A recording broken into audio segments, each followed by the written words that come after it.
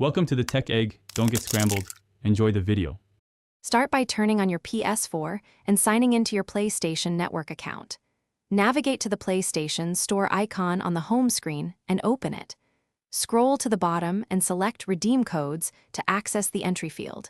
Type the 12-character code exactly as shown on the gift card or email.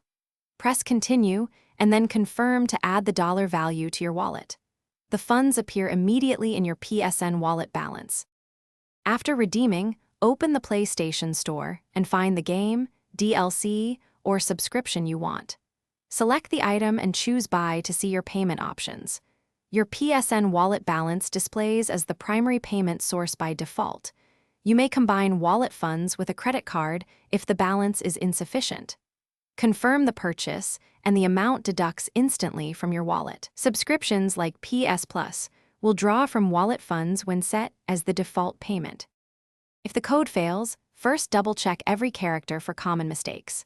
Uppercase letters, zeros versus the letter O, and hyphens cause many errors. Redeem codes can only be used once and are non-transferable between regions, so confirm your account region. If problems persist, contact PlayStation support with your receipt and the code information ready.